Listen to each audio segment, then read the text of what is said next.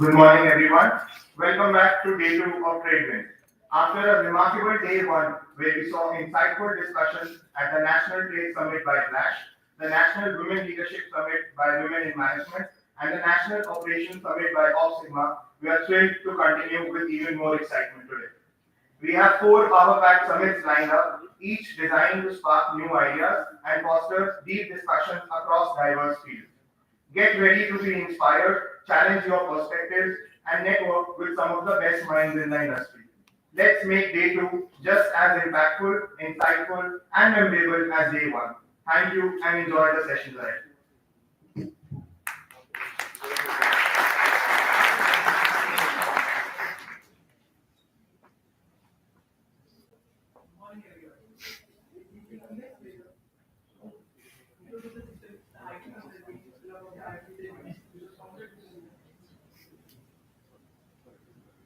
Hello. Okay.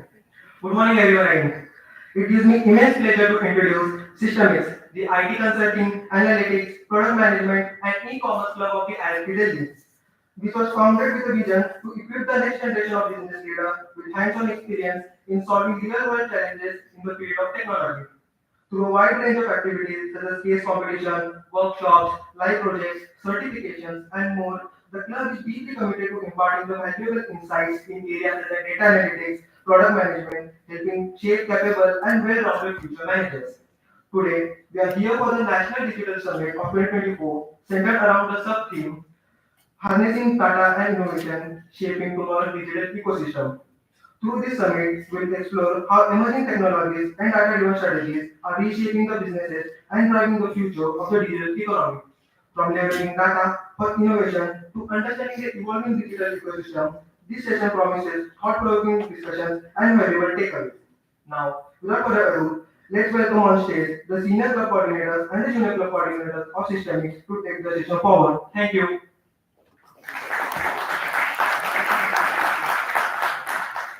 Now we would like to welcome the dignitaries on the dais, who will be sharing their thoughts on harnessing data and innovation, shaping tomorrow's digital ecosystem. Please allow us to introduce our esteemed panelists.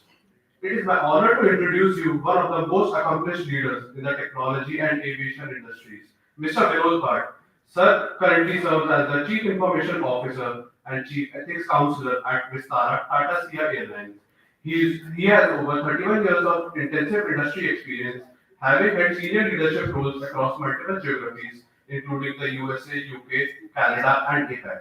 Sir's career has been distinguished by his remarkable contributions to digital transformation and innovation. At Vistara, he has been instrumental in driving aviation industry first solutions using cutting edge technologies, enhancing operational efficiency, and delivering customer excellence. His leadership extends beyond IT, encompassing roles such as CISO, CTO, and CDO, making him a versatile figure in the world of business and technology. A Harvard Business School alumnus, Sir has worked with Fortune 100 clients and has led teams of over 6,000 associates across the globe. His numerous accolades, including the CIO Innovation in Digital Transformation Award and being named among the top 100 CIOs, further underscore his influence and dedication to shaping the future technology and business. Please join me in welcoming Mr. Vinod Bhat.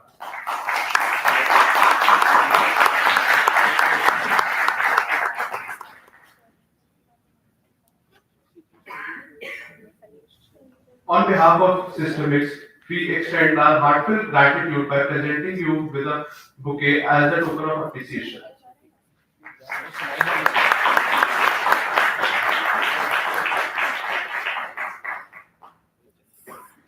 Now I would like to welcome Mr. Rajesh Sehgal. Sir is a seasoned industry expert with an outstanding academic and professional background and is also one of our esteemed alumni. He holds an MBA in International Business from IIFT New Delhi and a bachelor's degree in Mechanical Engineering from BIT. With over 20 years of experience, Sir has driven transformative results across data, analytics, and AI for global businesses. Currently serving as a Vice President and Transformation Leader at Wipro, Sir has led significant initiatives in data quality management, enabling organizations to leverage data for faster decision making and sustainable growth. His deep expertise includes process excellence, robotics process automation, and business simplification, making him a key figure in enhancing organizational efficiency and profitability across various industries, verticals, and geographies. Sir's career is a testament to his leadership, strategic vision, and innovative thinking, with a proven track record of driving business excellence through automation and AI implementation. His extensive knowledge and experience have established him as a respected leader in the field of IT and business transformation. We are honored to welcome Mr. Rajesh our distinguished alumnus to the Digital Summit, and we look forward to learning from his vast experience and insights.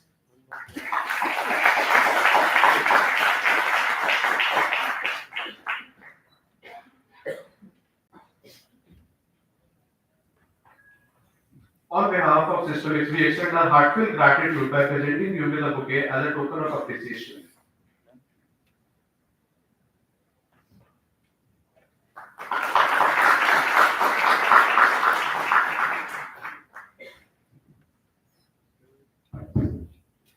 Now I would like to welcome Mr. Akhil Agarwal. Um, Sir is a senior product manager at Amazon, is a product strategy and management leader with 9+ years of experience across various industries including hospitality, logistics, healthcare, and e-commerce. He has excelled in B2B, B2C, and ML product management, driving innovation and delivering impactful solutions. An alumnus of Indian School of Business, where he earned his MBA, and IIT Delhi, where he completed his degree in chemical engineering. Sir has proven track record of managing successful product launches, optimizing user experience. His expertise in product strategy, data analytics, and user experience has significantly contributed to the success of various organizations.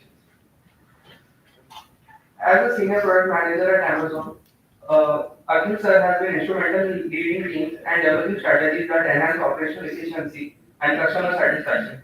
His previous stints at Innovator, Rivigo, FabHotels.com, and BWC India have further solidified his capabilities in product management and consultancy. Sir is also passionate about social impact, having served as mentorship manager at Avanti Fellows and as a secretary of National Service Scheme at IIT Delhi, where he dedicated his time to mentoring and educating students. Sir also runs an online community with 1,000+ students, helping them prepare for product management and developer roles. He has been kind enough to invite IIT students to join the community and help them prepare for interviews.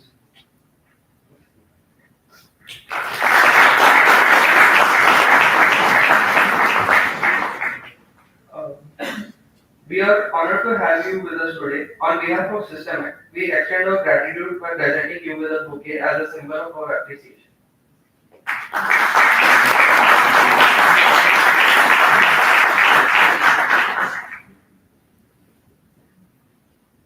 Now I would like to welcome Mr. Subhajit Bhattacharya. It's my honor to introduce our esteemed panelist. Sir is a visionary IT leader with over 19 years of experience. Currently, Sir serves as the Associate Vice President at Accenture, where he leads innovation, future technology solutions, driving AI enablement, digital transformation, and business strategy. Sir holds a Bachelor's in Computer Applications from Vellore Institute of Technology and MBA in International Business from Indian Institute of Foreign Trade and an Executive Business Management degree from IIT Bombay, specializing in marketing and HR. Among his many accolades, Sir has been honored with March Spotlight Leaders Award from Ministry of Commerce and Industry and the Mentor of Change title from Niti Aayog. He is also honorary advisor council member of Harvard Business Review. Recently, Sir addressed a Bangladesh delegation at G20 Summit. In addition to his corporate leadership, Sir is also a passionate mentor, guiding startups and fostering industry academia collaboration.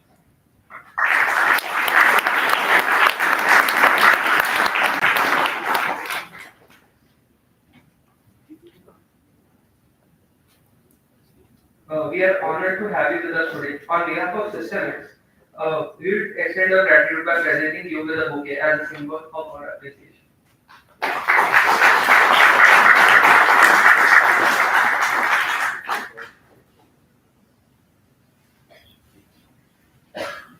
Please join me in welcoming our next guest, Dr. Shashank Sharma. It gives me great pleasure to introduce our moderator, Sir, a visionary leader in digital marketing and data science who has consistently pushed the boundaries of tech innovation in industry. Sir is the CEO and founder of Expedify, a cutting-edge digital marketing agency that transforms brands by integrating advanced MarTech solutions with performance-driven strategies. Under his leadership, Expedify has helped numerous brands optimize their digital ecosystem, delivering tangible business outcomes by combining creativity with data analytics. With over 14 years of experience at global FMCG giants like Nestle, Dabur, Pernod Ricard, Sir has honed his expertise in category management, brand strategy, and customer insights. His strategic mindset, combined with a deep understanding of consumer behavior, has made him a key figure in digital transformation space. His academic achievements, including a PhD in marketing data science from IIFT, further underlines his unique ability to bridge theoretical research with practical business applications. Dr. Sharma's contributions are widely recognized, and his work continues to shape the future of digital marketing. Please join me in welcoming a true leader and innovator, Dr. Shashank Sharma.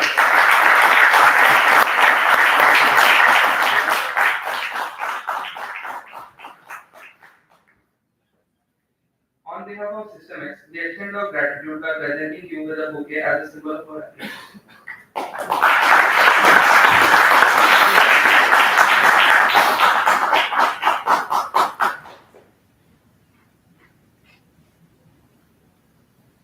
In addition to this summit, Systemix conducts technology, the national article writing competition every year to allow students to express their views of all things technology and their take on how future patterns will unfold by challenging them to write first-hand articles relating to the subtheme of navigating the vast landscape of global digital economy for all. This year, we received overwhelming response of nearly 300 registrations from our 200 colleges across the country, witnessing an impressive range of insightful and well-researched articles. After a lot of consideration, we came up with the top 3 winners whose articles stood out and made part of the magazine.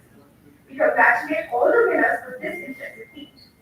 Along with the winning articles, the magazine also includes articles and analysis from our whole team covering topics such as analytics, data governance, data privacy, and security. With this, I request the panelists to please take the magazine to be presented to you by the institute.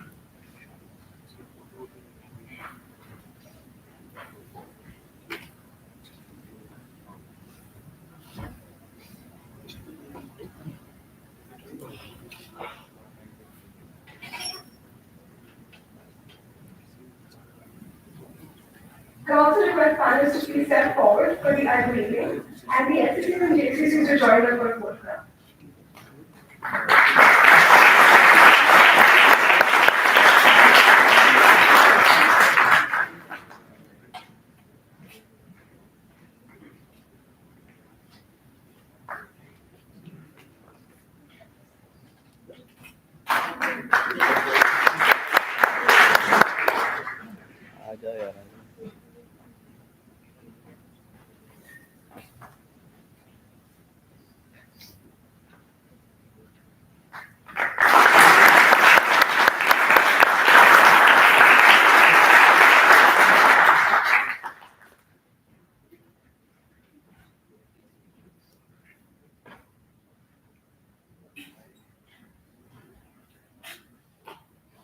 Now, I would like to hand over to Shashank sir to please begin with the panel discussion.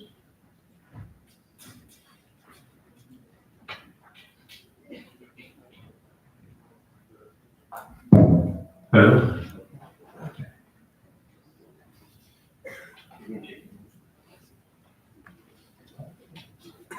So, first of all, let me tell you how excited I am to be part of this panel and to be moderating this, because not only is the topic so relevant for the times we live in, catalyzing growth from a digital perspective, but also because we have some very, very distinguished leaders in the panel and who have led this transformation across some of the biggest firms we know of. And therefore, I wanted to take this opportunity to actually deconstruct digital transformation, specifically from the perspective of AI, because in the last 2 years, every second post on LinkedIn has been about artificial intelligence. And so there is a lot of noise around that. And the idea today is to try and understand really what this AI or the role of AI means from the perspective of digital transformation. So my first question would be for Mr. Vinod, and mainly because he has enabled this change across many firms, but today he is also at the helm of one of the largest airlines, Air India, Vistara, and leading this change where we, as we all know that these airlines are being merged and a lot of initiative is being taken from a digital transformation perspective. So, Mr. Vinod, first of all, I would really want you to tell us what does digital transformation stand for? Because many times we see that any change in technology, any kind of modernization is seen as digital transformation. But from the perspective of the changes you have led and what you're leading right now, how do you look at digital transformation in the current times? Good morning, everyone. Thank you, Shashank, for having me here, and good morning to my fellow panelists as well. Digital transformation is a 50,000 feet word view, bird, which everyone has a different interpretation. So it's very hard to give a definition, but I can only tell you is that last 3-4 years.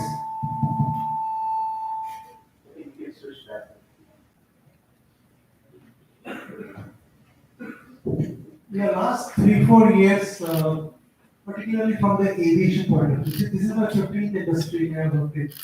Aviation is one of the industries. So you see that there was a lot of data explosion which has happened. You will see that a lot of services have moved from offline to online.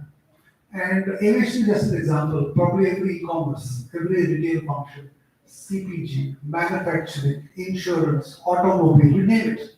There's hardly an industry where the impact wasn't there. We say that COVID was the biggest digital disruptor. It took ages for people to tell us, please embrace digital. When people were not embracing to that extent it should be, I think COVID did the rest for the industry. So what it really meant? It meant that the whole paradigm has changed from the digital transformation perspective. Look at the consumers who are consuming the services. Look at the stakeholders who are defining the processes. If I take the marketing, if I take the personalization, if I take the service part of it, if I take the buying patterns, everything has changed. Right? Manufacturing has changed. We talk about Industry 4.0, the remote manufacturing, right? IoT business zoomed, the queue management zoomed, everything. So, what as a business leaders, what we needed to do was two things. One is how to run the business first, because it was an impact on the business which we are running today. So the good news was that there was digital technologies like cloud, which Vistara was already embarked on. So we're able to tweak the demand and supply quickly. So we're able to ramp up and ramp down depending on how the market condition, how the requirements were changing on the fly. So this is where the intervention of digital technologies came. But that wasn't enough, because it is a regulated industry. When it's a regulated industry, you get a lot of requirements from the government, from the international bodies, that you need to implement it. That means you have to run the business. You need to make sure that you adhere to that. You can't run the business if you are defaulting on those. So that was the second. Even to run the business, it was a Herculean task. So if I had to really summarize it, we had to define the new operating model for doing the business. And many businesses thought that it is an interim period. But fact was that this operating model was there to stay. And it only became better and better. Until every one of us realized how to run the business now more effectively. So a lot of investments started going in. Because when you have to talk about the data, we'll probably go in the next phase of the question. What to do with the data? So from the digital transformation point of view was that we had to put these pieces together and make sure these pieces are connected. And if these pieces are connected from the process point of view, from the technology point of view, from the ownership point of view, then only you can run the business. And it's not only running the business, you need to now use this as a opportunity to create a competitive advantage. Because there was not threat from the existing partners alone, there was a threat from the new startups who will probably take your business away. So it was a kind of survival which this movie taught us. And the new I would say picture of digital transformation came up, whether it was on the infrastructure side, I talked about cloud. Also, if I talk about the new technology like AI, new technology like analytics, or even AR, VR, augmented reality, virtual reality, all that started chipping in because we could use them in different businesses of our business. So, you really feel that if I have to compare 3 years old picture with now, you will see that there are 50-60% of the parts have changed. And a lot of those parts which are facing the consumers, a lot of those parts processes which are facing the employees. Because initially people thought, oh, let me do a Zoom call, but these tools also have started changing. Being a typical communication tools, they became more collaboration tools. So you can actually integrate your workflows in this because you can't be attending 10 hours of Zoom calls and then expect you to be productive, right? So this was the initial 6 months, 4 months, 1 year was more about that how many calls I will attend. So the digital transformation will come back to the same thing. It really came up on the employee side, on the consumer side, customer side, manufacturing side. So there was hardly any business process which we need, which actually had, which was left out, and we had to reimagine everything. So and the journey is still continuing. Probably one area which I would like to highlight is about the cyber security. Very important aspect of the digital transformation. While we allow digital transformation, but it's very important we adhere to the info security and cyber security standards along with the whole PII, the data privacy and compliance which you talk about. So I think a break here. Thank you, Mr. Vinod, for that excellent overview. I think many of the topics that you touched, we wanted to expand on, and we have the right people in this panel to build on that. So one of the things you talked about is basically the explosion of data is what really jump-started this digital transformation.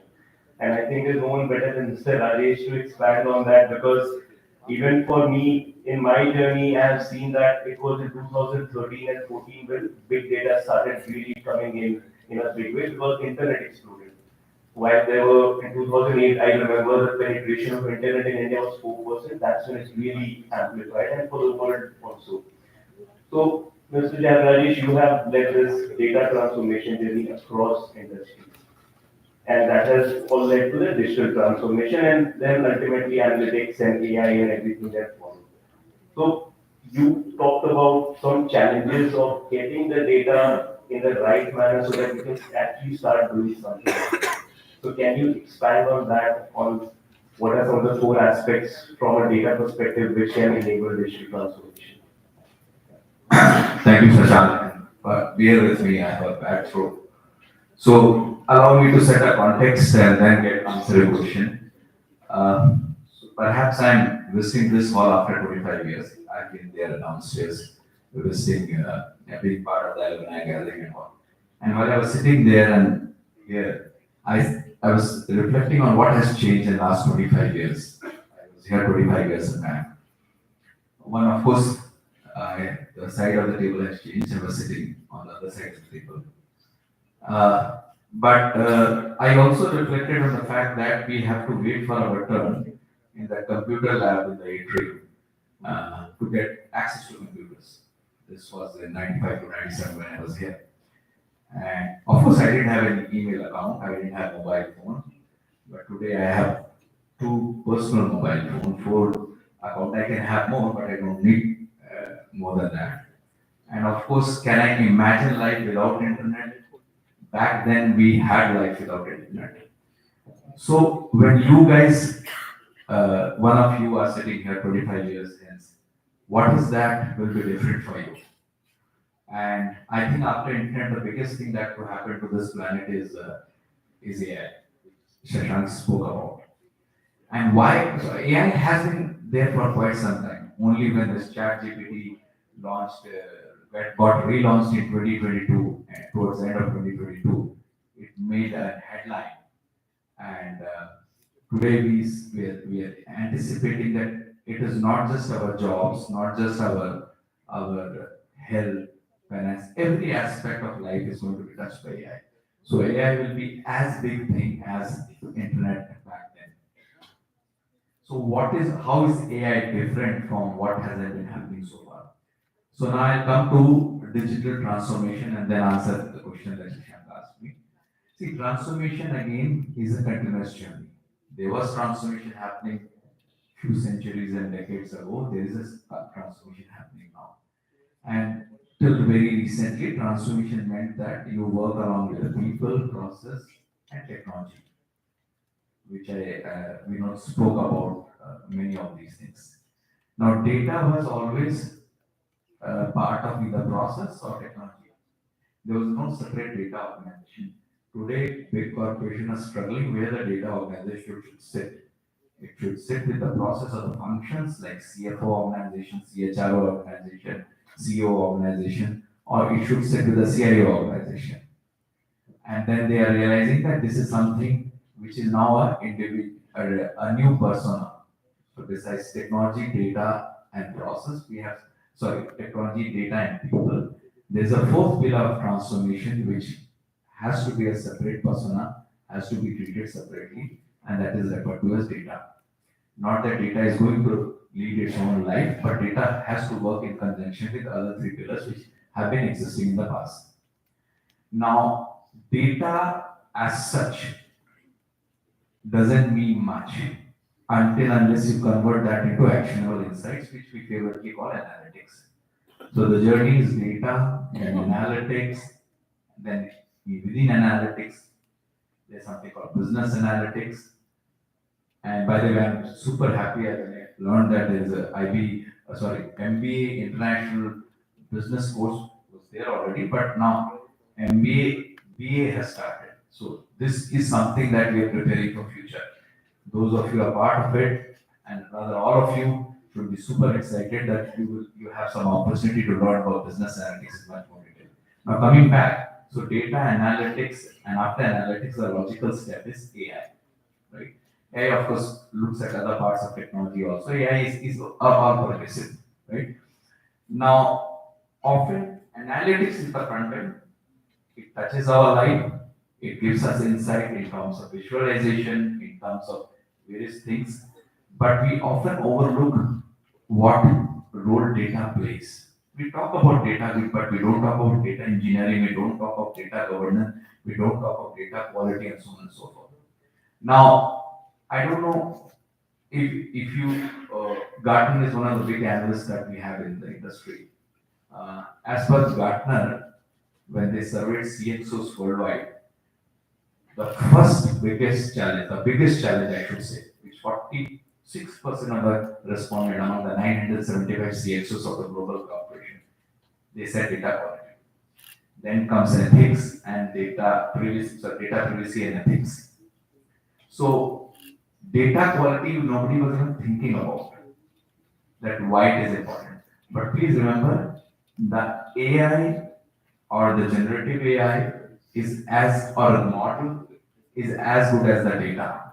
When you are talking of big data, you cannot ignore data governance, right? So that is the most important thing. So it is a continuum. You work on data governance, come up with world-class insights and analytics that will feed into your next journey of AI. So even analytics, first it is this diagnostic or the descriptive, which is visualization, what happened.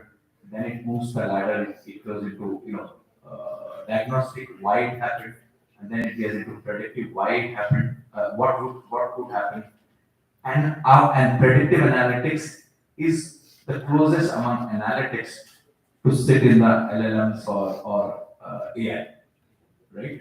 So it is a continuum. So in digital transformation, data is the biggest thing to happen. And please remember, it is not one over other. Data, technology, process, and people, all aspect has to work together. So there has to be very, very close coordination. Then only digital transformation becomes complete. Thank you very much. So Rajesh, I think it's you can't say less about the role of data because everything is built on top of it. And I think data governance being one of the key aspects to start building your complete system on top of it. Now, one of the other things that Mr. Vinod talked about was running the business and then digital transformation as an enabler for running the business. And like you said, that in the last 3 years, you have seen that 50 to 60% of the aspects have changed. And that now brings me to Mr. Shubji, that as with your role leading changes or leading innovation from a digital transformation perspective, there is always a balance between running the business and driving innovation. But we all know that we are in an age of innovation, whether we like it or not. Only yesterday I saw a quote from Sam Walton that a lamplighter would look at our world today, 100 years later, and would looks at prosperity around him and wonder how this happened. Same would be enabled by in the age of AI, 100 years from now, and it will all be led by innovation. But there in innovation, there is always a challenge of running your business while enabling innovation, changing your system while running your businesses on the existing systems. So how do you see this counter and this balance? Thank you. So, really good point to discuss on. So, let me start with the digital transformation, and then certainly I will come back to the purpose of innovation and how we normally streamline it between business need and the innovation, how it goes hand in hand. So when we talk about the digital transformation, so it's basically, I would say, it's, as Rajesh also said, it's very much a continuous process. It has begun ages ago. When I say like digital transformation, it's basically like going from physical to the digital space. And it is not that like in the past maybe 5 years or maybe a decade, things have already started. I would say maybe starting 50s and then slowly and gradually it got increased. Yes, at that point our requirement was something different. The business requirements were different. But as we go ahead, as we traveled into the journey, we found like lots of new technologies are emerging, and following to that, we are adopting them as well for our business to ensure that we can gain a competitive edge in the global business area. And certainly today, when we are talking about cloud, we are talking about AI or maybe IoT, whatever be the technology that is coming in your mind. It's basically part of the technology that digital transformation, that is the outcome of digital transformation, which we have been adopting throughout. And if someone normally asks me like what do I feel from AI perspective, we are still at the very top of the entire iceberg. So we have to yet discover lots of things within the AI circumference itself, like what are the things that are there around AI and how depth we can get into it, so that like, we can get the best out of the AI. Now, while we have discussed about the this digital transformation, now if we talk about the innovation, it is just like the digital transformation. It is a continuous process. It's a vision. It's an approach. It's not a technology as such innovation, because technology just acts as an enabler in order to accelerate the innovation. It is an idea that comes in and follow, and that idea is basically is an outcome after a thought on a particular problem. So every business, whatever the industry that you will go tomorrow, so every business or every industry does have certain challenges, and if you look into the challenges, you will find what you may identify, what are all the probable solutions that you can come up with. That will basically help you to harness certain ideas around it. Like, okay, these are some of the best ideas which you can very well put on to encounter the challenges that the business is facing. And following to that, you can come up with further optimal solutions. What would be the optimal solutions that can go first, and then you can be able to prioritize. Now, having said that, when you start that journey, looking into the problem, identifying the solution, what could be the solution, what could be the process to create the solution, what are the technologies that you are going to use, and the outcome is the innovation. When we say that, when we quantify something, okay, with this, I have improved certain productivity, I have optimized the cost, I have gained certain a better edge in the market, there could be lots of things what we can look into from innovation perspective. Innovation is just a terminology, I would say. Like many times we get confused, like okay, someone is saying like, oh, I'm innovation lead, that is innovation. It is not a technology. It's a practice. It's a continuous practice, and it is scattered across different industries. Even if I'm into IT and services industry, then it will this innovation will scatter across all the industries, whether it is banking and finance, whether it is healthcare, whether it is manufacturing, all. And for every industry, there could be multiple processes that are going on, and innovation basically talks about how we can optimize, how we can identify the challenges, problem, and what could be the best possible ways to counter those problems with certain optimal solutions, and how we can develop those solutions. The outcome is basically the innovation, and then the quantified or maybe qualitative or quantitative outcomes that you can put over. Great. So I think the key to finding the balance is not to look at innovation for the sake of innovation. It is a end product of the overcoming challenges and finding new opportunities from a business perspective. Great. So now, Akhil, product management is something I know excites many of the young minds here. So I would want to ask you something from your experience, because you have worked on many different types of product, right? From mammoth product like Amazon to also some startups like Fab Hotels, which are doing very well. Now, between this large products and smaller products, there's a question of flexibility.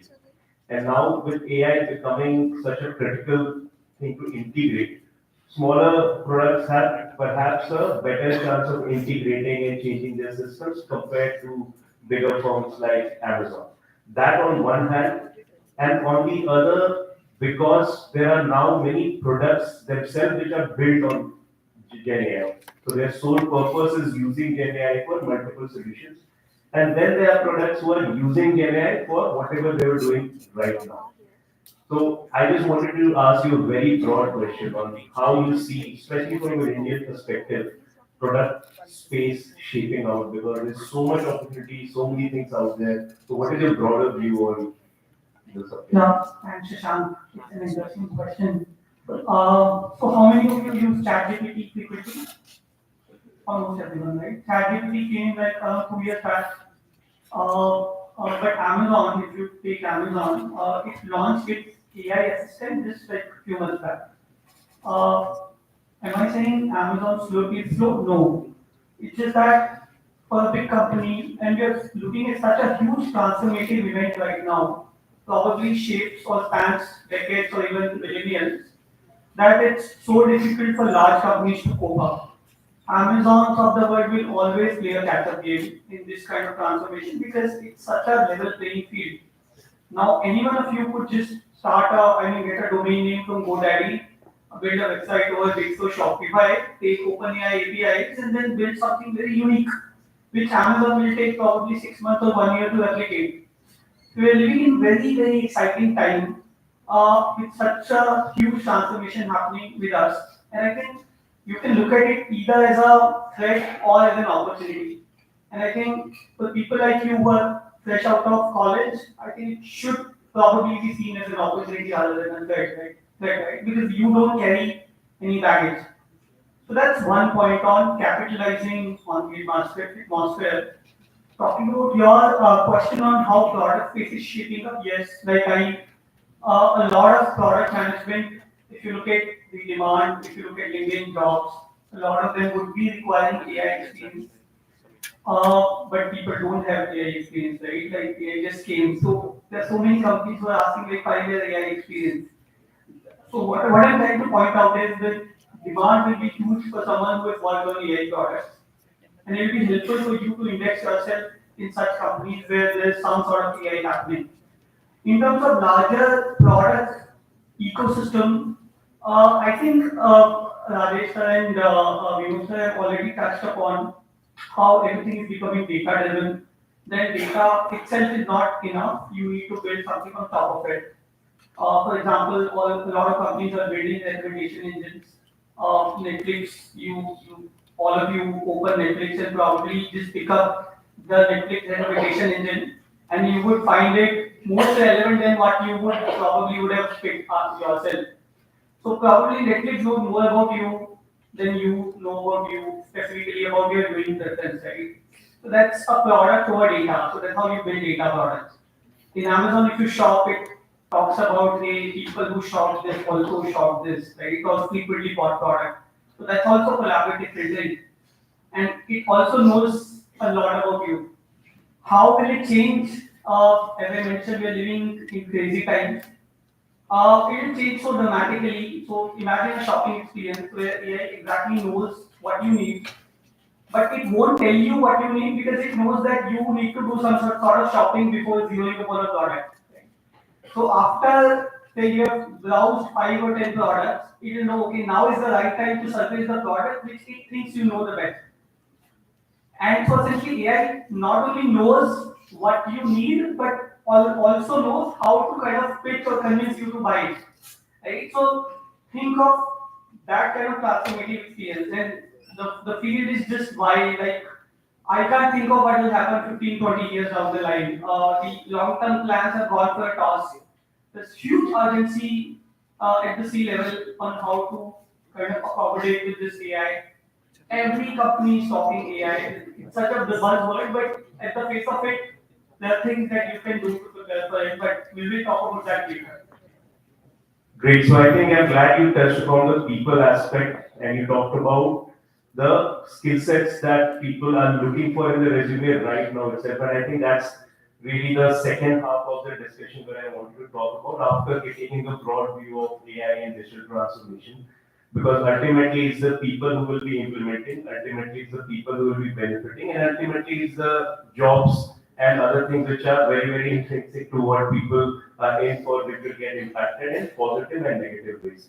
So to talk about that, I want to start first with Mr. Vinod from this perspective that even within an organization, when we look at the leaders, the top management, for them, unlike Akhil, for whom AI has been an innate part of his journey when he started, for many of the leaders, that has been something they have recently become familiar with. And I see many people talking about it that one of the biggest challenges isn't convincing the leadership on what AI or digital transformation can do. So I want to cover the people aspect and start from there that especially in the ecosystem we are today, every C-suite wants to implement AI, but what is the general understanding or thrust area? Ultimately, is business outcome. But there's so many impact areas from an AI perspective. So today, where is it that CEOs and CXOs look at as the biggest areas of impact that digital transformation with AI can bring? Okay. Uh, it's CXOs are not only thinking about AI. I just want to make it a little bit broader. They're more thinking about how the digital technologies are going to impact the business and how to take advantage of that. And AI, Gen AI is one of the technologies. I just want to set the context right. So yes, the pace at which the changes are happening is quite quick. So who will do this OCM? You are familiar with OCM? Organization Change Management. So OCM is basically one aspect which you need to implement fast, keeping in mind that digital storm has come, right? And how do you bring the awareness? How do you make sure they embrace it? And this is the role of chief information officers, chief technology officers, chief digital officers, chief data officers, chief AI officers, all of which are relevant working on the technology side. So what they do is they are actually, one is obviously bringing the general awareness, that is easier thing to do, but more importantly they are picking up the business problems. The only way your CXOs will get convinced if you are able to solve the business problems for your business heads. That's the only way. Because you can send them tons of gyan. Yeah, I also know chat GPT, I also can create something, but that is not what digital is all about. Digital is that how do I pick the slice of digital and get it integrated with the business and have an impact. When I say impact, it's on your KPIs. It's a pure business KPIs, mostly should be tangible, but if you are talking about customer experience kind of thing, maybe you can have intangible as well. But it is about that. So we did that same thing, you start, for example, automation. Automation is a very word which has been there for ages. But if you look at it, the relevance of automation is today also. There's still a lot of manual activities which businesses are doing. Filling up the forms, checking out, even the resumes which the people get. There's a lot of scope in every business process that which you can automate. So when you start, there's a technology called low code, no code. So just do a Google on low code, no code, what it is, where you give the power to whom? Business. You give the power to the business to solve the business problems without writing a single piece of code. And this brings tremendous automation. You take all the trainings. You can automate all the trainings through low code, no code. And you can do developments very quickly. Right? Similarly, if you have to do trainings now using augmented reality, AR, VR, you can do that. And there are tons of partners available in the market. So I don't have to take every time an engineer to the aircraft to the actual training. You can do the simulated training, you can do the virtual training, and they can do 50-60% of that, and maybe the number of visits can come down from 10 to 1 or 10 to 2 to the actual aircraft. So once you do that, once you build the currency, digital currency in the organization, from the learning point of view, you have a lot more appetite. The only way you can check that is once the business leads are coming to you and saying that, can I use this also? I saw this guy using it. Can I use also the same technology? That means they see the value in it.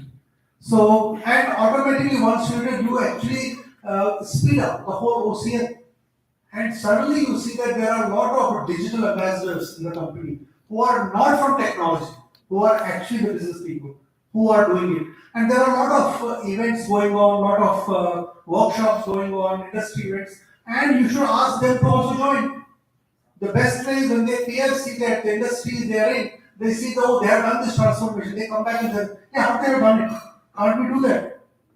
Because that selling or embracing of the technology becomes a lot more easier when your peers, industry peers talk about it, right? So that is, and second is about the role change, the career change.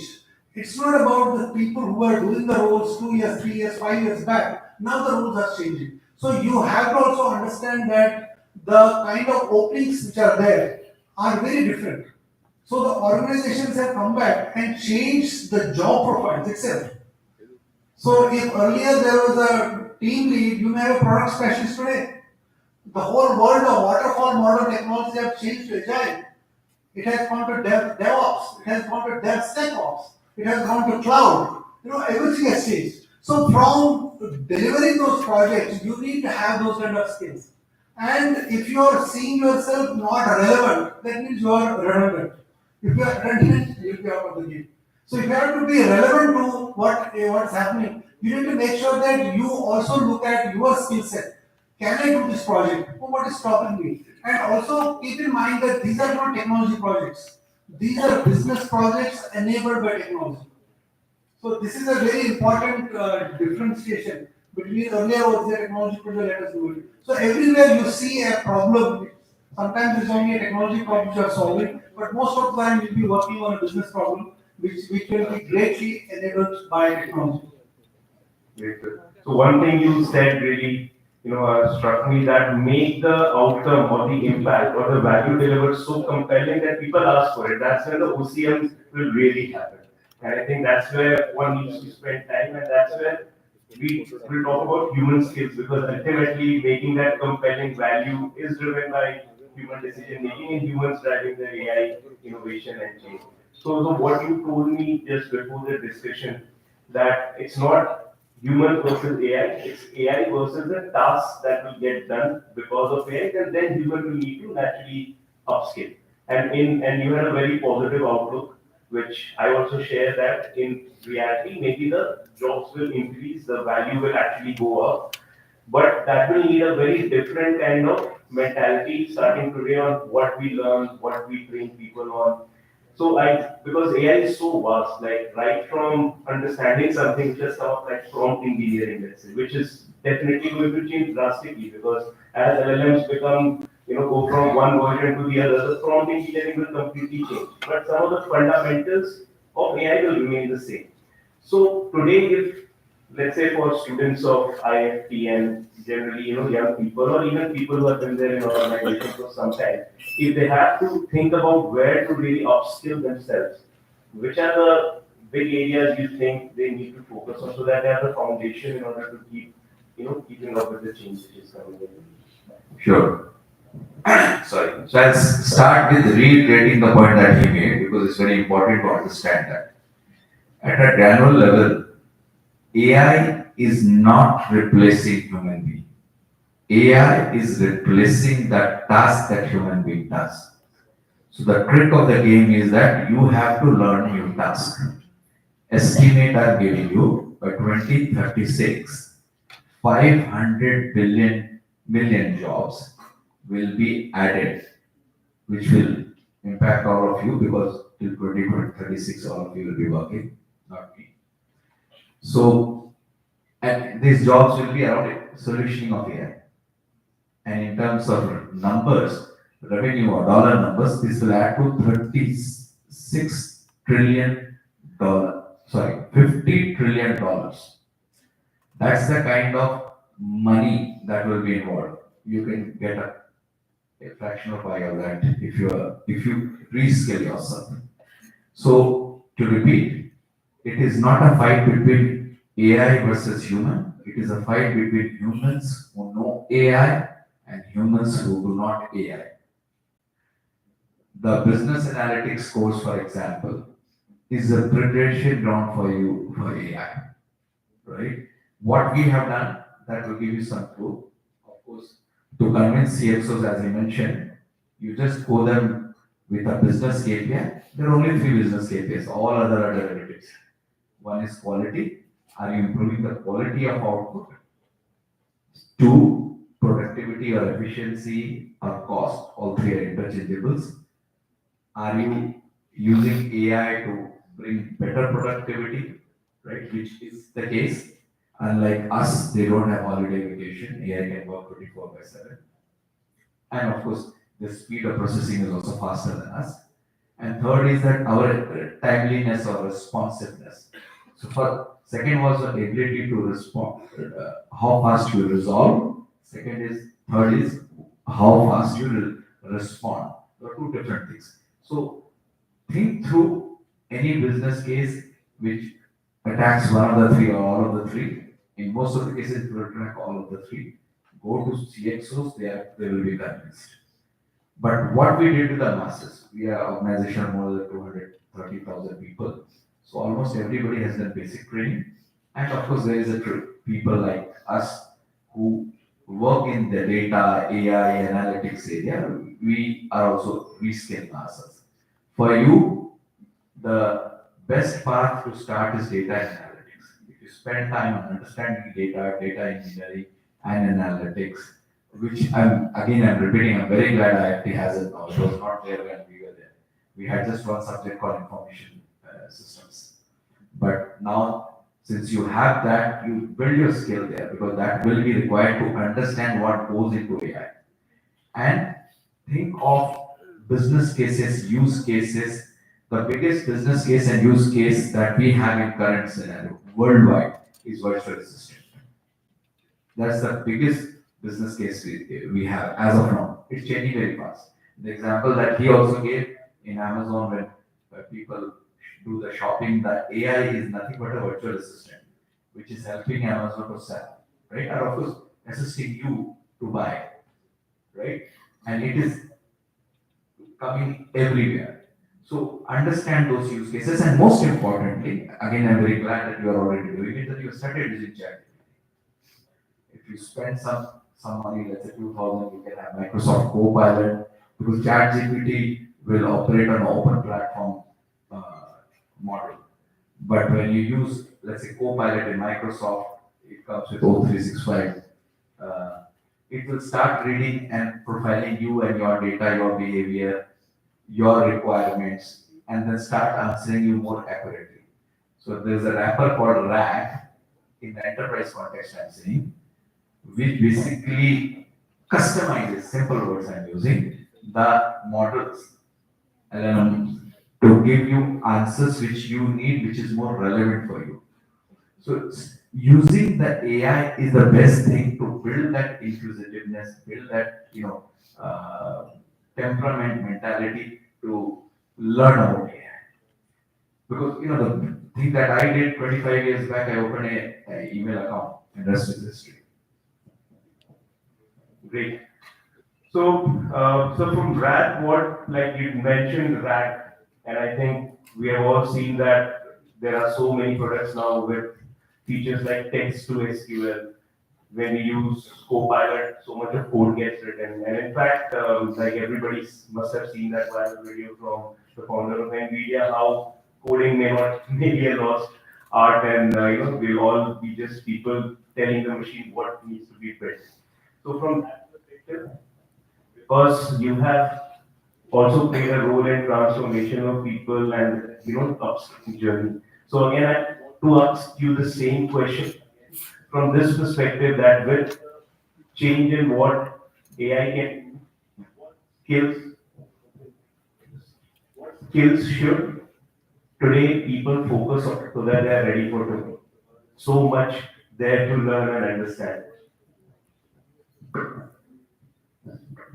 Certainly, it's a vast ocean. Um, but when we are talking about technology, let me go back maybe 3 or 4 decades back. So every time when there has been a change in technology, or whenever it has been asked to adopt a technology. Say for example, I do remember in late 90s or mid of 90s when in the banking sector it was said that most of the banking operations will be digitized. People have to work on computer system.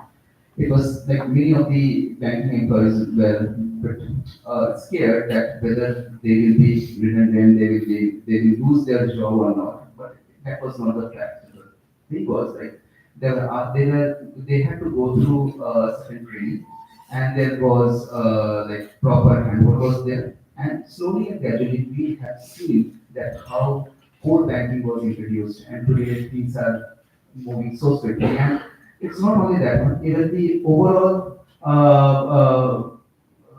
overall size of the bank also got increased. The job prospects within the bank and financial sectors also increased. It is the beauty of technology. Maybe at the beginning, it may you may feel that there could be a challenge. It may take your job just because I am not equipped with that particular technology so far. And that is why I'm a bit scared that maybe tomorrow if a new technology will come, then I will not stand with it. It's not like that. We have to go along with it. It's a kind of journey. So just imagine in this way. So we started our journey from academia, say from class 1 to class 2 and class 3 and so on. And while we are studying in class 1, suddenly the volume will increase in class 2, the volume will increase in class 3, and so on and so forth. But whatever we have studied in the past classes, 1, 2, 3, 4, so they have necessarily helped me to go ahead. Same way, if you are working in the current current environment, whatever business environment, wherever you are working, it's not that like the entire technology gamut will change over a day, over a night. It's not like that. It will change in a gradually, slowly and gradually, but you will be given enough time to it. So upskilling is certainly it's very much important that you have to upskill yourself. There is another word nowadays like many of you might have heard about virtual workforce. So workforce, like earlier we used to talk about physical workforce, like human beings as workforce. But now after this AI, then RPA, robotic process automation, we are more talking about the bots, chat bots and all virtual assistants and all this. They can very well replace, certainly, they are replacing human jobs. I can bet on that.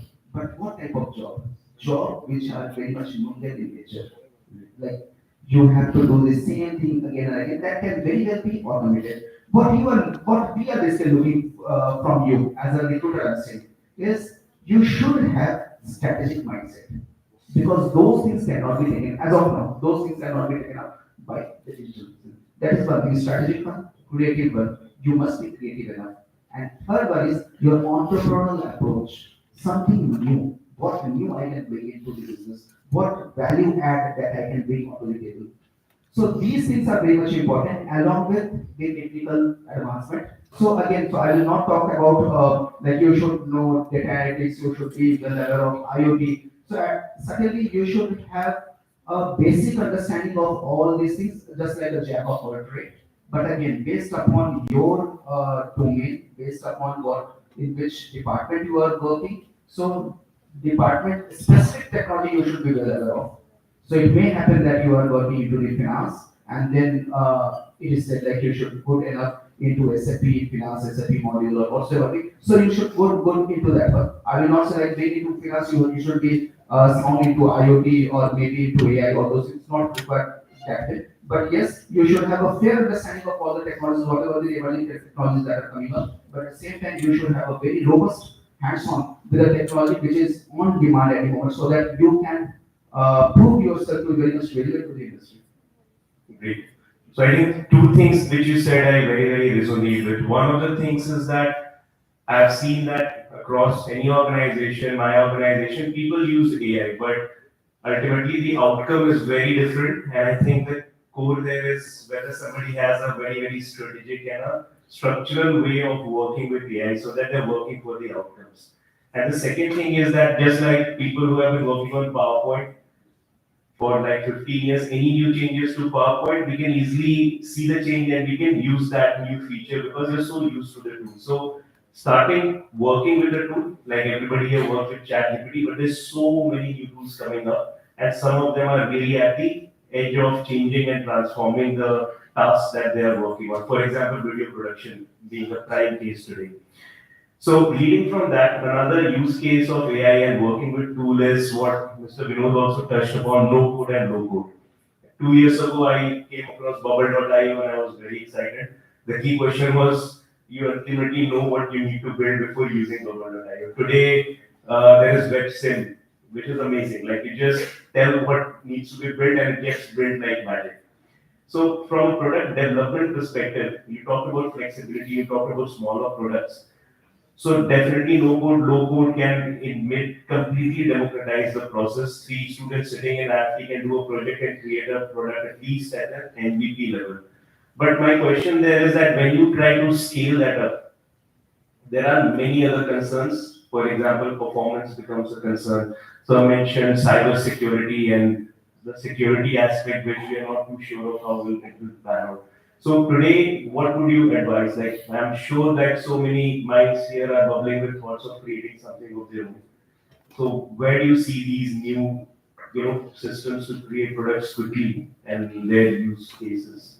Got it. Thanks, Shashank. It's an interesting question for sure. So just to kind of understand the baseline, how many of you are trying to get into entrepreneurship, say within next 3 years, something like?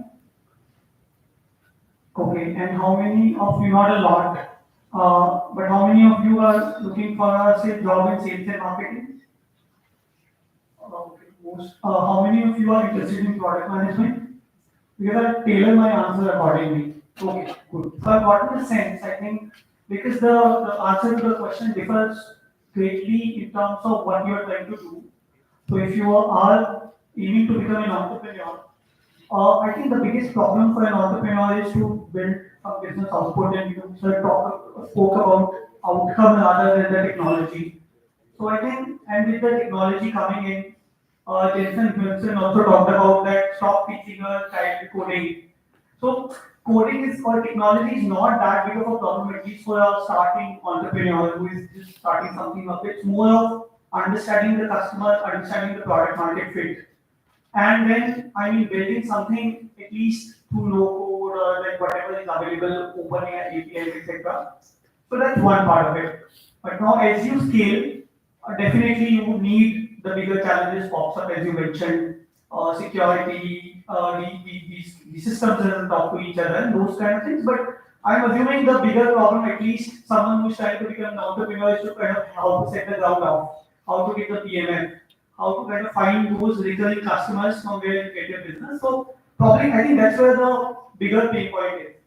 Now coming to like a lot of people spoke about sales and like raise their hand when I kind of called up sales and marketing is because I think this IIFT is more prone to or more kind of very well established in sales and marketing. So if you look at the areas, and Vinod again spoke about like business outcome and like there are some areas where business outcome or the kind of impact of AI is more translated into business KPIs. So one is the contact center space that you spoke about AI assistants. The second is in the coding, and third is in sales and marketing. And that's where it's very important for you to understand how AI will change the sales and marketing world. Specifically about marketing, a lot of things will change because we now would have the ability to understand the customer better before reaching out to the customer. So, for example, you all know, have seen Google ads which are more tailored to kind of what you are trying to do.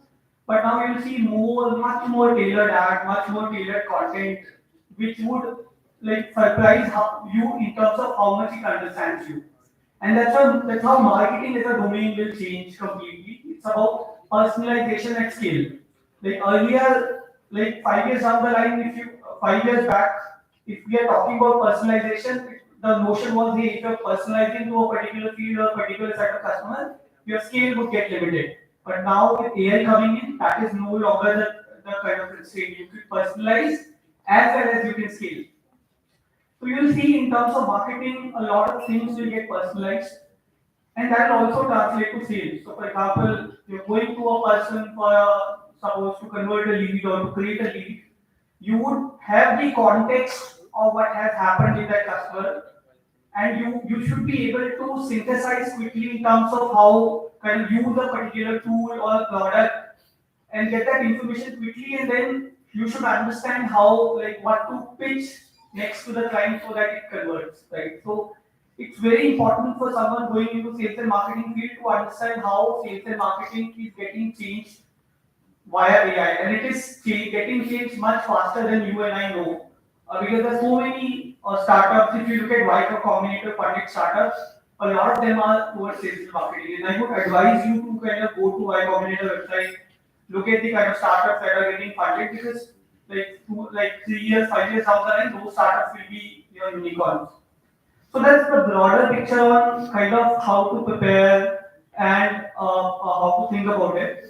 I think there was a discussion on ChatGPT. I think the industry has a now baseline. If you talk to us, so a lot of my friends are consultants in McKinsey, BCG, and I keep talking to them. Like one thing that recurringly comes out is ChatGPT is now the baseline. What you can deliver on top of ChatGPT is what you are valued for. If you are delivering something which someone can kind of pop up using ChatGPT prompt, then I don't think you can make a cut. But so you need to think ChatGPT as a baseline. What you can create so either through prompt engineering, you spoke about prompt engineering, either through better prompt engineering or through something else. What can you create on top of ChatGPT, and that will help you distinguish yourself. And one of the ways to kind of understand ChatGPT, how ChatGPT works, and how to kind of deliver better. For example, how many of you understand what is the difference in output between ChatGPT and Gemini AI? If you kind of closely observe, ChatGPT does well for a particular set of functions or prompts. Gemini works for a very different kind of set of prompts, like in terms of how well the output is. So ChatGPT comprehends very well. Gemini does something else very well, which probably we'll talk later. But you should know these nuances now. Now we are getting into like in the business world, and given the ChatGPT or Gemini is the baseline. And in terms of one last point, in terms of demand supply, I was reading somewhere that there will be 1.5 million jobs that will go unfulfilled in next 3 years because of lack of demand. So it's not like while there are a lot of unemployed people in India, and it's irony that despite like maybe crores of unemployed folks, you will have 1.5 million jobs that will go unfulfilled in next 3 years. And that's the kind of upskilling opportunity we are looking at. If you upskill yourself fast, kind of be a little more dynamic, you will be able to kind of be at the top of the things and get those 1.5 billion jobs, which would definitely be very high paying, top of the industry kind of jobs. But yeah, I'll probably rest for it for now. No, great. I think that's a great place to end the discussion because what you talked about is that from a people perspective, it's really the question is what you can build on top of what you have because the baseline is an expectation today. So as students, you can churn out 50 slides overnight, but ultimately are those 50 slides, carrying the narrative, the meaning, conceptual understanding, a structure which will engage the audience is the key question. So I think that's where humans will always play a role. And with that interesting part, I will end the Points you covered, which we did not, cover in the discussion. See, two things you need to remember when you talk about Gen AI. First, to understand where does it fit into the hierarchy. It's part of the AI, but there's a machine learning going on, there's a deep learning going on, there is Gen AI going on. Okay.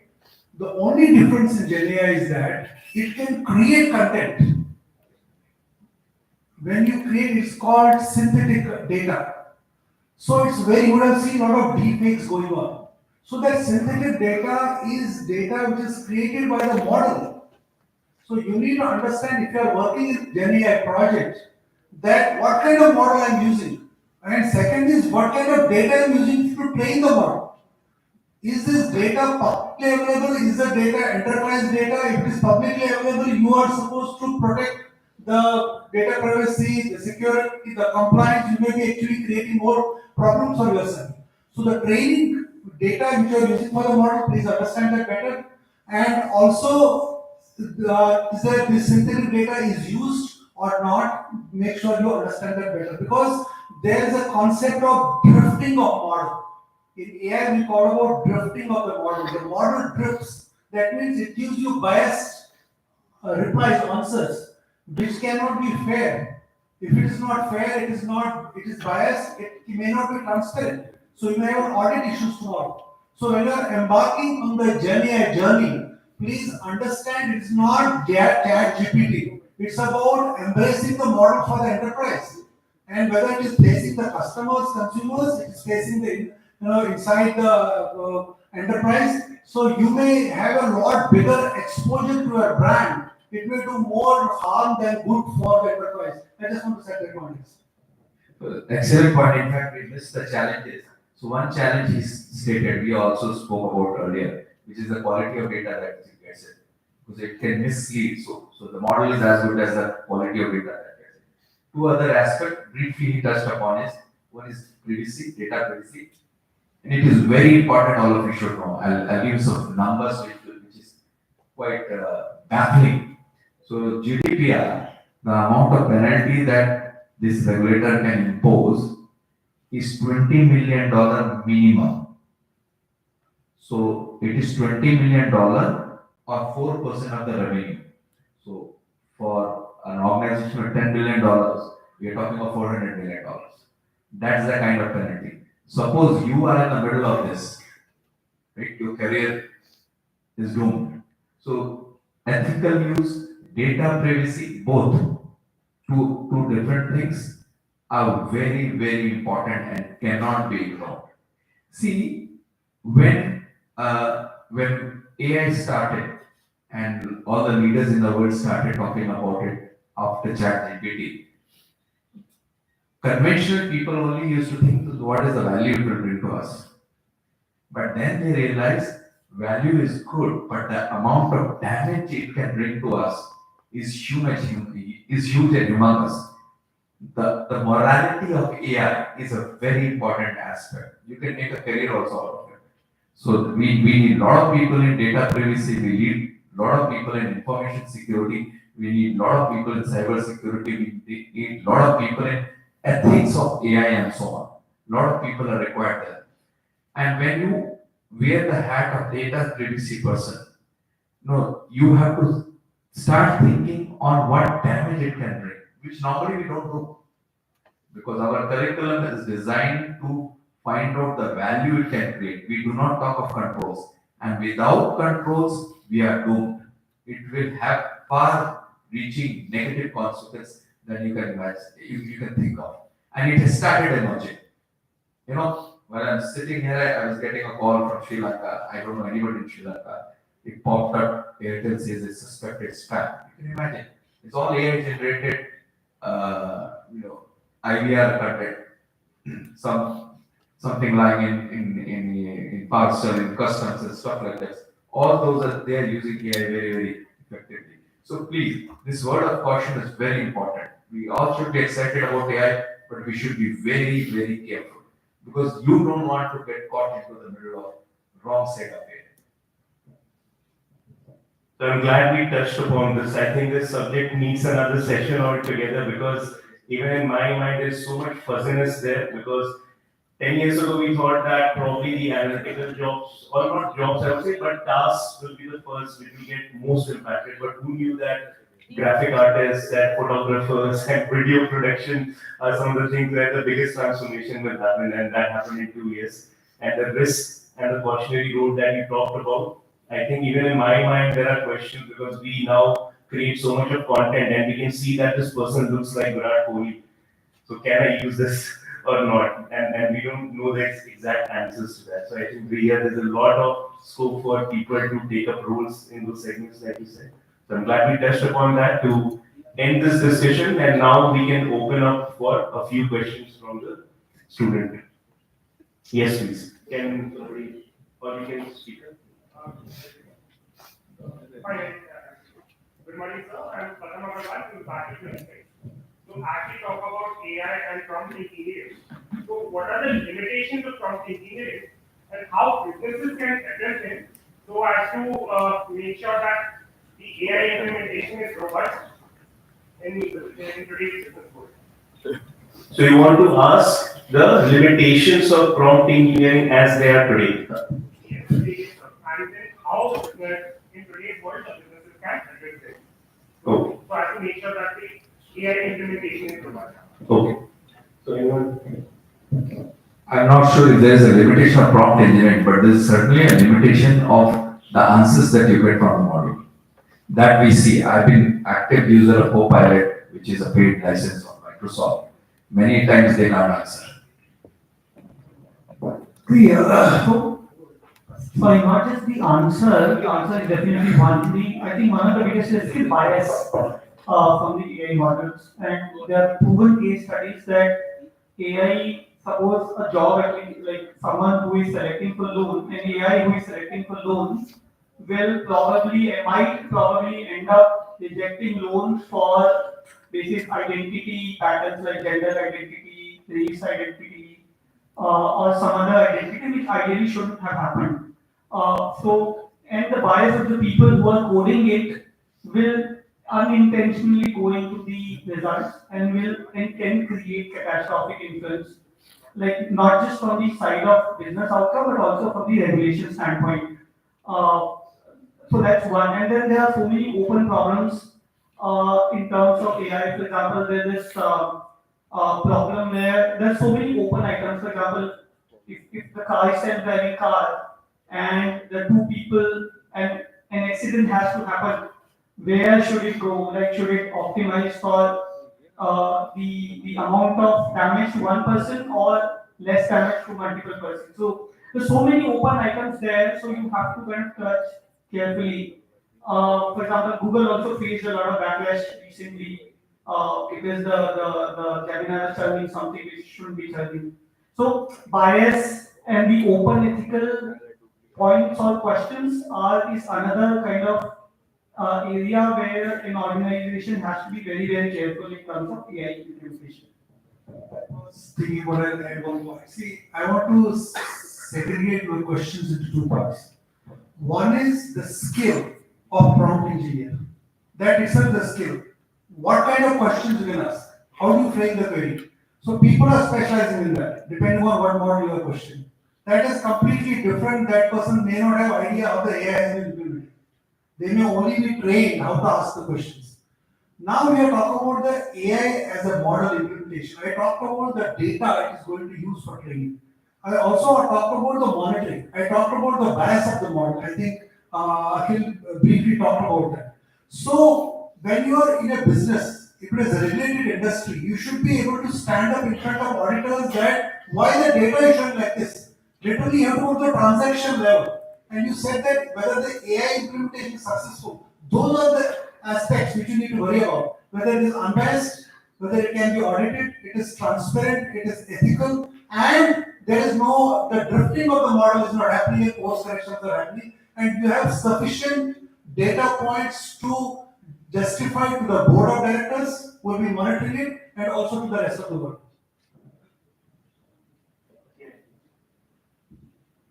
Just in a nutshell, I would say. I hope like all of you must have worked on database at least or have understanding. So just imagine in this way. So when we are writing prompt, it's just as quick, say for example, and the data which is there in the LLM side is the database which is there. So now it is not that like when the prompt will mature, it is completely up to you. Just like this, the way like you give tokens onto the search engine, either on Google or maybe anything else. So it is just this the token or just the search elements that you are putting. It's all about the LLM part. As much the data, as much it will be mature, so the overall bias rate can be decreased, and you may get further better answer to it. But yes, certainly there is no as such way that like, we are going to there is a technique from the backend side where like you will get to know how to create a good what you call prompt. It is more of like you have to learn by your own how you can create more relevant prompt so that you can get better result out of it. So you can very well use, so even nowadays like even WhatsApp also you will get that Meta AI has been added. So you can use that one. It's really interesting. Yeah. So I think your question has been answered, but really what also said that enterprise level, you have to take the same model, but then make it work for your data, what you want it to give as an output. Yes. I would like to ask you the question that most of the countries are focusing on ESG goals. So we haven't discussed about environmental aspects of AI. As we know that with the advent of AI, huge data is been generating, and for storing that data, we need more data centers, which are contributing to environmental concern. So what are your views on it, and how the companies are mitigating that? Start and then maybe the colleagues can join. See, you would have seen that the journey has been now from CPU to GPU, right? So you don't have a standard typical data centers. They are, but they're slowly moving to AI data centers, right? Where the compute, where the storage and memory is very different.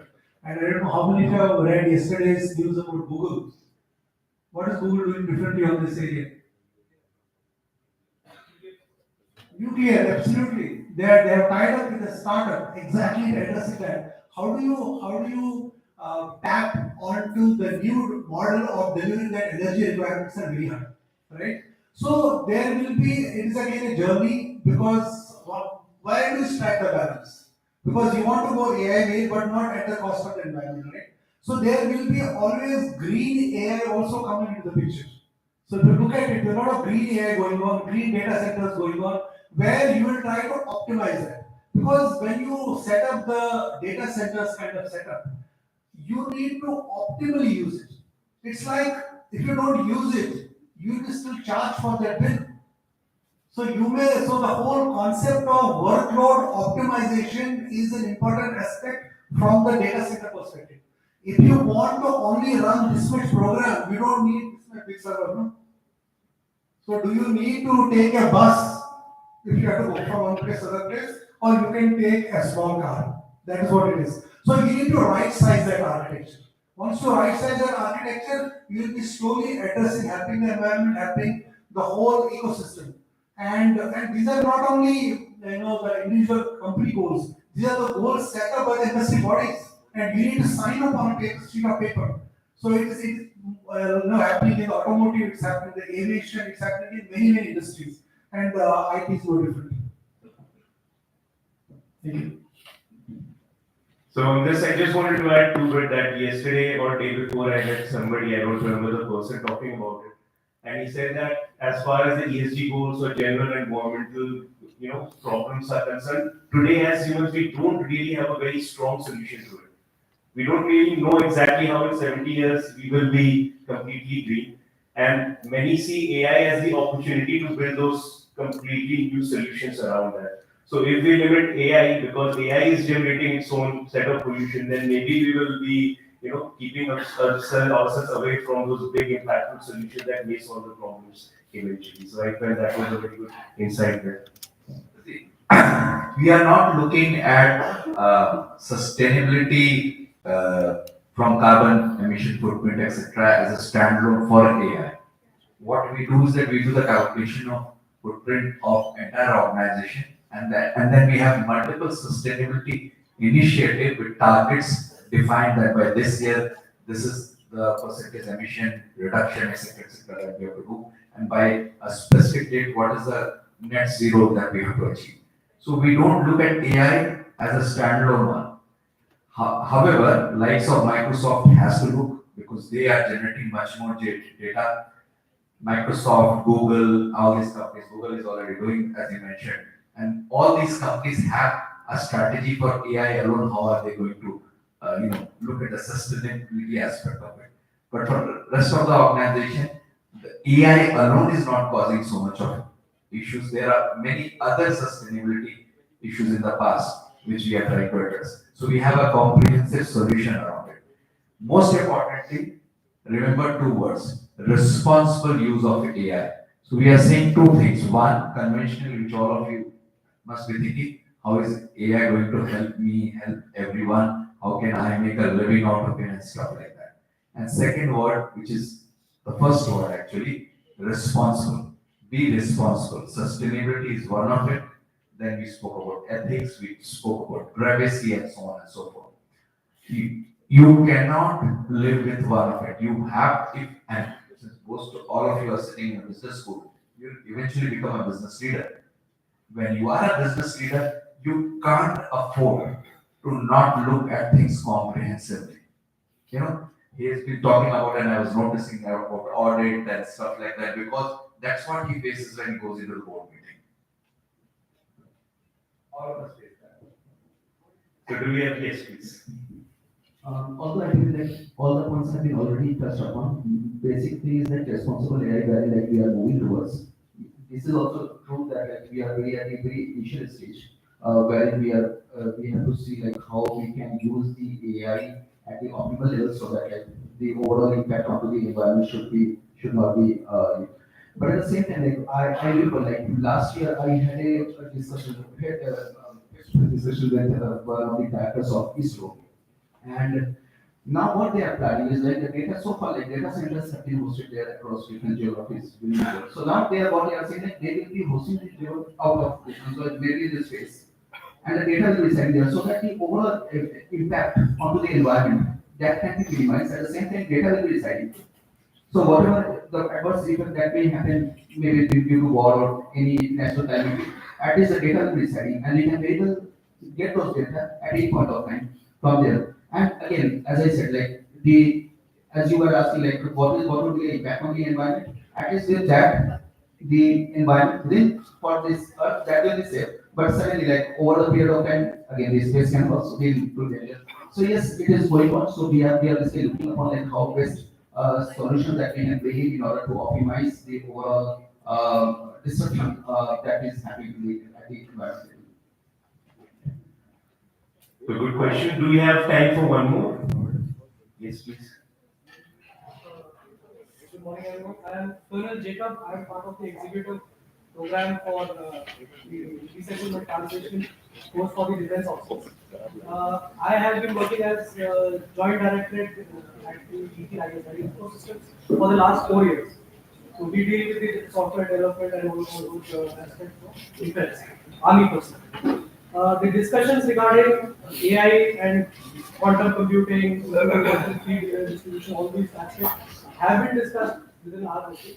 Defense, as you know, is the slowest mover in uptake of, say, IT and these aspects? Are we repeating the same mistakes by depending on all these American companies on AI that we did with GPS? Like, I am just asking the industry leader, how and where are we heading towards creating our own indigenous AI systems, or we are going to say mistake, repeat the same mistake of others? Dynamics have changed from the past. Just to give you a different perspective, India will become the biggest resourcing destination for the whole world. It started with outsourcing, right? Outsourcing of mundane work, but now in India, I'm not sure how many of you are tracking this.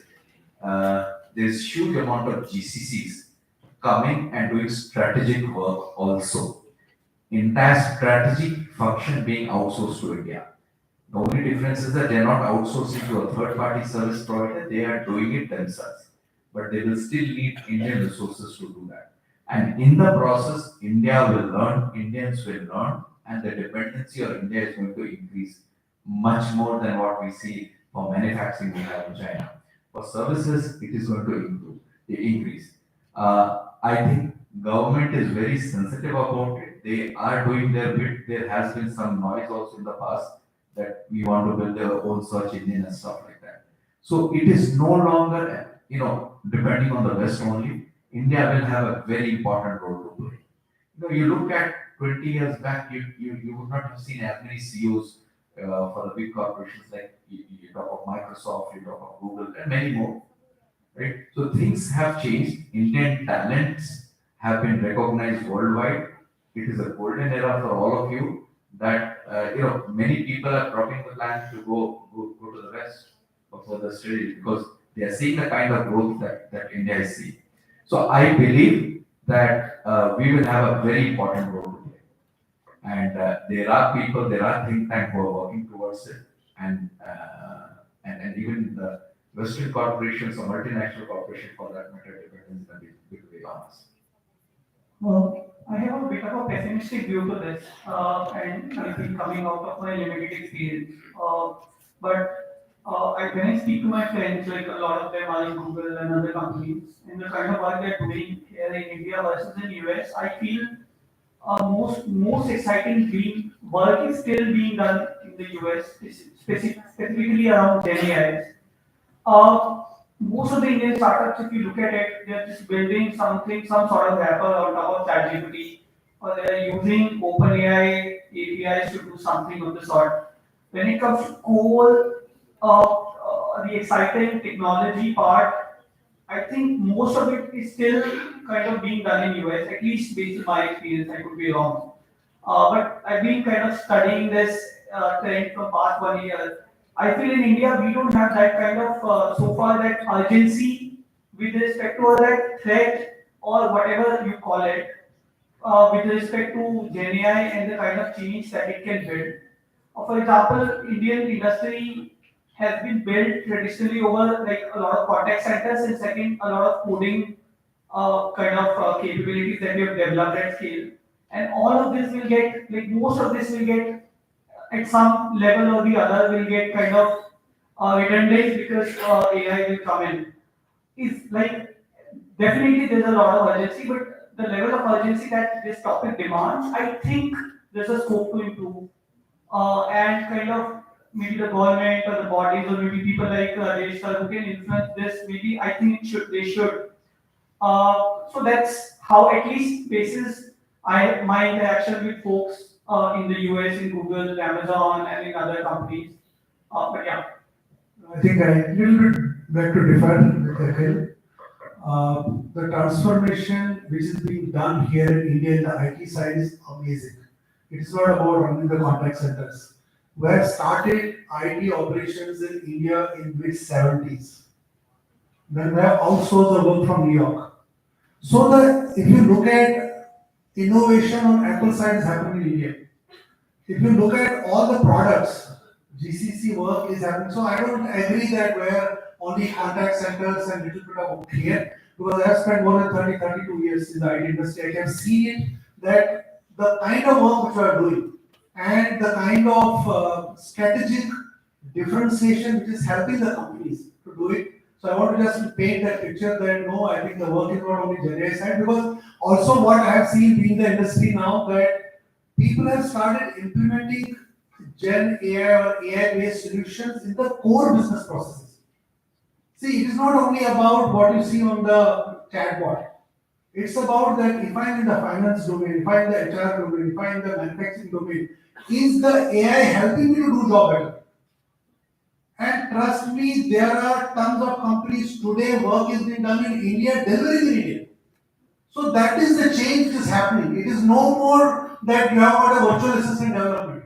You will be amazed that how they have touched upon the core business processes. And those solutions are up and running ready today. Only thing is why the pace may be a little bit slow is because of the regulatory readiness. As I said that it can create more harm than good. So it is not about whether technology can do it, it's about what is the boundary of this technology. When you talk about ethics, bias and all that, those have to be in place. Now the European regulation has got into place. India has just got DPTP Act. So this is a transition.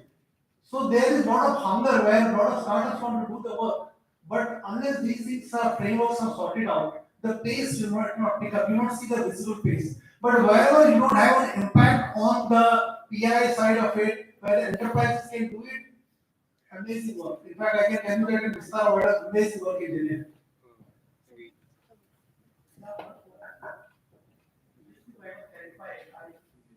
Is the same thing that ecosystem is not 100% mature yet, and there's a journey to it, which probably is happening, but probably not visible or not at the pace that probably it should be happening, at least in my personal opinion. But largely the point is saying that ecosystem is becoming mature, and probably the DPDP Act and other things that are coming up will, and with the kind of urgency that it is being looked at least at some pockets.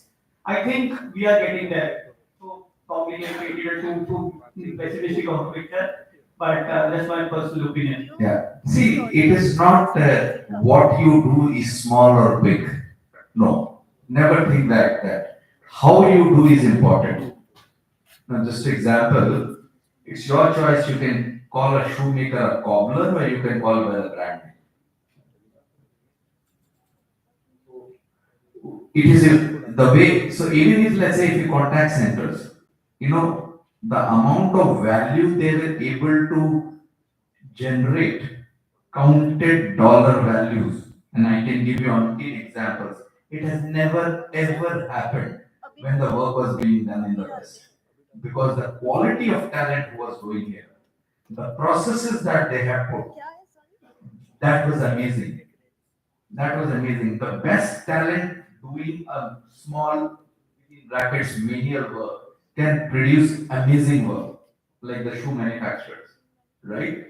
So it is not the work which is good or bad, small or big. It is how you do is more important, and that's what gives us the confidence to answer your question that we have a very bright future. And forget everything. You guys believe in numbers. Look at the numbers, the growth numbers. It will tell you where we are heading. And we are talking about data, so we do prediction based on data only. If the trend is like this, I will predict in that direction, not here. I think you all have already covered most of the points.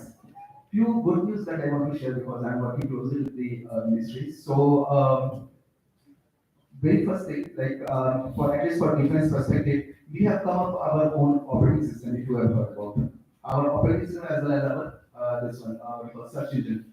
So as I think Vinod has clearly mentioned that there are certain protocols that we have to maintain. So that is why it may happen that it is taking a bit of time. But we have gone far ahead over a period of decades. At least 1 decade we have gone far ahead. We will soon come up with our own LLM system as well. You will see, everyone will witness that one. Just like ChatGPT, just like Gemini, India will have its own what we call generative AI platform, wherein which if you compare with these existing ones, it will be far ahead of that one. Government of India has allocated around 1,000 crore of rupees for startup enablement. So those who are basically planning to initiate or start your own venture, this is the best time. This is why like our Honorable Prime Minister also says it's the Amritkal. You can very well utilize that fund. Come up with your idea, get that assessed, and we are there to help you to give you the right platform. Even IIT Bombay is now connecting UA Fest. You can very well register there in case you have your idea readily available with you, the MVP or the prototype. You can get a very good visibility. At the same time, there are investors who can very well help you to get the needful funding so that you can go ahead and you can start your business as well. So this is the time when India is very much growing in its own, I would say, in a moderate way. And very soon you will see a big transformation as well. And that is the reason why Western countries are very much following India. At least the leadership does matter, and even our leadership at the moment at least doing good job. So I think that was the last question, but a very, very relevant question. And I think what I really resonate with this because unlike the earlier time period that you mentioned, today India is ready. So if investments happen, you can invest anywhere. But I don't think any other country has a potential to give a bang for the buck for any investment that happens in AI because we have the pool, we have the people, and we have the infrastructure to deliver. So I'm very sure that investments will happen as we know that 10,000 crores has been put in, and I'm sure that that will only increase because we can really, really give back the value which is promised to it. So thank you again, everyone, for your valuable insights into the subject. We have now come to the end of what has been an engaging and insightful panel discussion. Before we conclude, I would like to take a moment to express a heartfelt gratitude to our esteemed panelists, Mr. Vinod Bhat, Mr. Rajesh Sehgal, Mr. Akhil Agarwal, Mr. Subhajit Bhattacharya, and Dr. Shashank Sharma, who have contributed their valuable time and expertise to make this event a success. We learned how explosion of data kick-started digital transformation and the importance of digital security in it. We also learned the role data plays in digital transformation, with data governance being an essential part of it, and the challenges we face in terms of data quality and data privacy. We saw the shift towards AI and the increasing demand for people with experience in AI. This has made an increased need for us to have a strategic and creative mindset with knowledge of latest technologies to compete in the ever transforming world. We also saw how AI has affected the different domains, even including the sales and marketing industry, and the need for us to upskill ourselves. In conclusion, our panelists have brought a tremendous amount of expertise and insight to this forum. Your contributions have not only educated but also inspired the students. We are grateful for your commitment to furthering knowledge and understanding of technological innovation. Once again, on behalf of the organizing team of Systemix, we extend our deepest gratitude to our esteemed panelists for their time, wisdom, and passion. We would like to present you with a memento as a token of appreciation from our side.